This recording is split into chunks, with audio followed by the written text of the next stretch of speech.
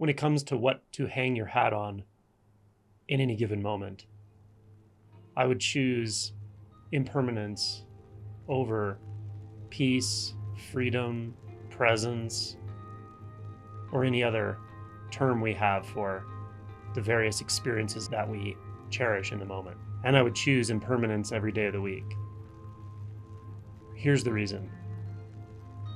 When I describe presence as peaceful or deeply peaceful, it's true. What I'm pointing to is a real experience, but it's very easy for the mind to make that into something that is supposed to be there all the time or should be there all the time. So what happens is we then compare our immediate experience to an idealized experience, one that we learned in a spiritual context, or one that we have experienced ourselves, or even one that we frequently experience. And that comparison will endlessly lead to suffering. When you see this, it's really quite freeing because then the only place to really go or hang your hat is on impermanence itself. And that's not impermanence as a concept. That's impermanence as the nature of experiencing. Even impermanence as the nature of reality. One of the Dharma seals in Buddhism is that all conditioned things are impermanent. And this is exactly how it is. Conditioned here means conditioned by mind, by thoughts, by beliefs, by expectations, by constructs. So we construct or try to solidify experience, such as peacefulness, presence, bliss, equanimity, and before we know it, we're not engaged with the momentary experience or the momentary flow. We're engaged with our ideal of how it should be.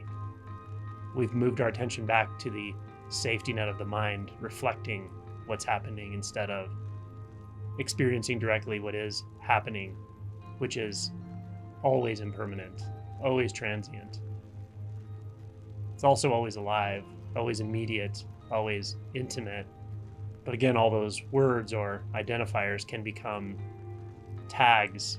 They can become a life preserver that your mind throws you to pull you back to the safety of thought, of analysis, of distance.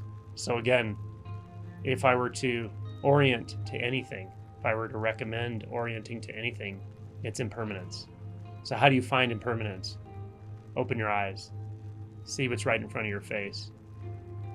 Without thinking, without adding solidity, without adding labels. Is there anything permanent there? Is there anything that you can even describe? And if the answer is yes, I would encourage you to investigate, how do you know that? Where do you see the permanence? Is it out there? Is it right in front of your face? Or is it when you regress to the mind to start to imagine an object in front of your face, to imagine it came from somewhere and it's going somewhere, that it'll be there when you turn your head? Those are thoughts. What's right in front of your face, that's impermanence. If in the visual field it's challenging, which it often is initially, start with sound. Put your attention in the sound field, the sound cloud. Do you find anything permanent there? Anything that's not constantly changing? Anything solid? Do you find labels in the sound? Keep listening. Closer, closer. Stay there. Do you find anything predictable? Do you find anything solid?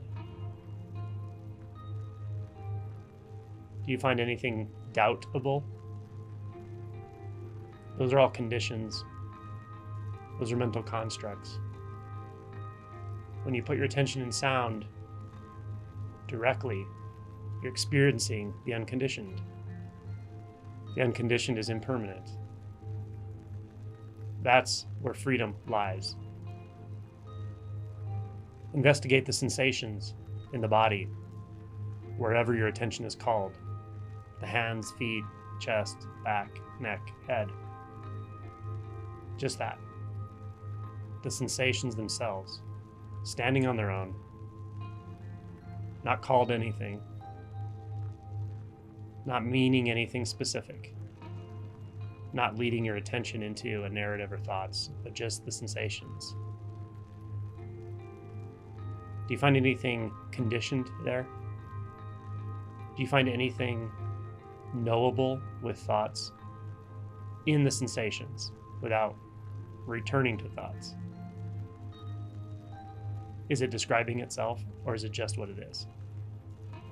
And is what it is anything solid, or is it constantly shifting, morphing, changing, dissolving? You just stay there.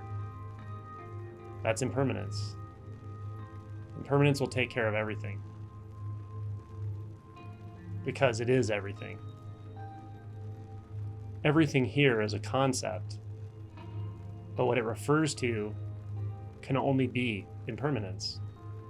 This kaleidoscopic experience of ever dissolving experience. To even say it's dissolving, we have to believe it was formed, which again is a thought, but it's just hard to talk about this. But it's not hard to experience it. So just continue to put your attention into the senses. Let them lead you in to deeper and deeper knowing. And be willing to accept that this is transient nature, this is unconditioned, and that it's perfectly okay because it's always been this way. This is the way out of suffering.